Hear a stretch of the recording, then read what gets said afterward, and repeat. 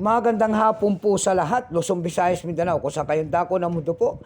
Tayo nagbabalik dito sa aking munting channel, Samuel Soriano TV 29, para mag-discuss ulit ng another coins at ito po ay ating hilig, mangulikta ng barya. Kaya ho tayo nandito nagsisiling ng kanilang mga halaga, ang aking mga koleksyon para malaman natin ang kanilang mga presyo, kung magkano na talaga. Magandang hapon po sa lahat ng aking mga subscribers, kung saan kayong dako ng mundo po.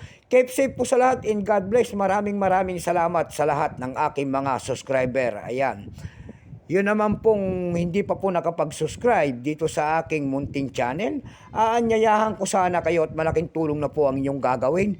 Tulad ng pagpindot ng ating subscribe button, like and share para ma-update ko kayo sa mga latest ko pang gagawin mga video po. Ang pag-uusapan natin dito sa ating munting channel ay barya. Barya lamang.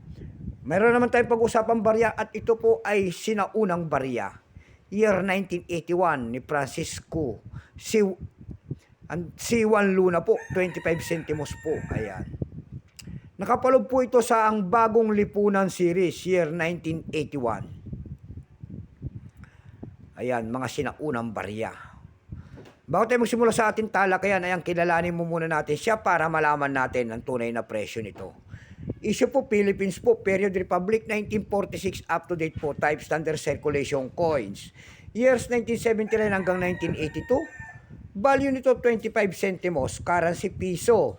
1967 up to date po, composition niyan ay copper nickel. May bigat lamang itong 4 grams, may habang 21 mm. May kapal po naman itong 1.6 mm. Hugis po, bilog. Orientation niyan ay medal alignment. Itinigil ang paggamit sa barya na ito ng Pilipinas noong January 2, 1998. Number NDAS-2965. Reference number KM-227. Tatlong klase po ang inilabas ng year 1981. Ayan. Pero itong hawak natin, ito po ay 1981 BSP Mint. Ito po ay 42%. Ayan. Wala po may pakita ang ating Bako Sentral kung ilang pirasong ginawa sa barya na hawak natin.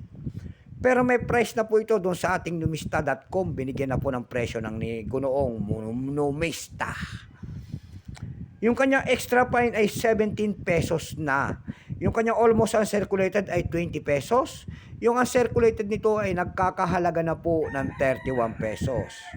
Dako naman tayo sa kanyang presyo. Doon sa ating eb.com, nakakita ko tayo nagbebenta doon ng $4.49. Meron na rin tayo nakita doon na $1.99 and then 432 pesos. Dako tayo sa Carousel PH. Sa Carousel PH po, may nakita ko tayo nagbebenta doon ng 500 pesos nito.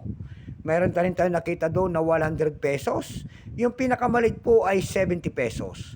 Ayan lamang po ang ating may babaging kanyang presyo sagad na. So hanggang dito na lamang po ang aking vlog. God bless sa lahat.